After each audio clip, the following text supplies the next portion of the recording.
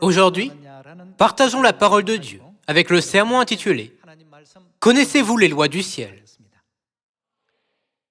Il y a environ 3500 ans, après l'épreuve de Satan,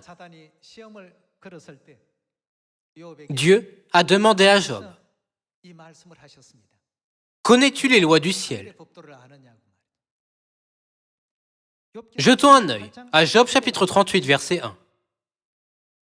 L'Éternel répondit à Job du milieu de la tempête et dit « Qui est celui qui obscurcit mes desseins par des discours sans intelligence, saint terrain comme un vaillant homme? Je t'interrogerai et tu m'instruiras. » Dieu a continué d'enseigner à Job par ses paroles.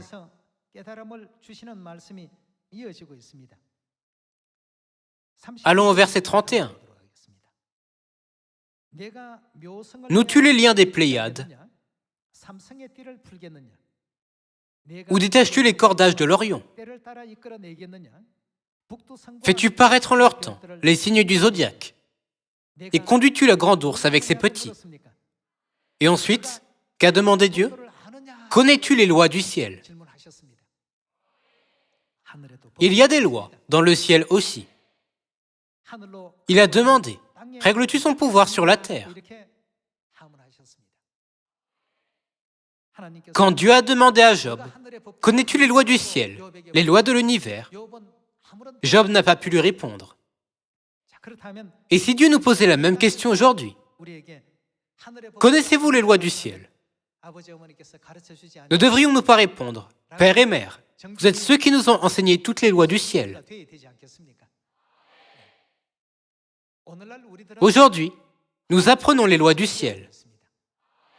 Ainsi, en cette époque, est-ce que la loi de la nouvelle alliance que nous apprenons nous vient des hommes? Qui a créé toutes les lois? Dieu lui-même les a créées. La raison pour laquelle Dieu nous a accordé ces lois était de nous permettre de régner pour toujours et à jamais, et de recevoir la gloire dans le royaume des cieux. Nous devons tous apprendre les lois du ciel. Certaines personnes demandent, les lois du ciel, telles que le sabbat, la Pâque et le port du voile, ne sont-elles pas seulement des cérémonies et des ordonnances? Certainement pas. La signification des lois de la Nouvelle Alliance est vraiment au-delà de notre imagination. À travers toutes les leçons des 40 années dans le désert, Dieu nous enseigne la raison pour laquelle nous devons apprendre les lois du ciel sur cette terre. Allons à Deutéronome, chapitre 4, verset 1. Maintenant, Israël, écoute les lois et les ordonnances que je vous enseigne. Mettez-les en pratique, afin que vous viviez et que vous entriez en possession du pays que vous donne l'Éternel, le Dieu de vos pères. Vous n'ajouterez rien à ce que je vous prescris, et vous n'en retrancherez rien. Mais vous observerez les commandements de l'Éternel, votre Dieu, tels que je vous les prescris. Vos yeux ont vu ce que l'Éternel a fait à l'occasion de Baal-Péor. L'Éternel, ton Dieu, a détruit du milieu de toi tout ce qui était allé après Baal-Péor. Et vous, qui vous êtes attachés à l'Éternel, votre Dieu, vous êtes aujourd'hui tous vivants. Voici, je vous ai enseigné des lois et des ordonnances, comme l'Éternel mon Dieu me l'a commandé, afin que vous les mettiez en pratique dans le pays dont vous allez prendre possession. Quelle était la terre qu'ils étaient sur le point de posséder? Qu'étaient-ils supposés faire en terre de Canaan?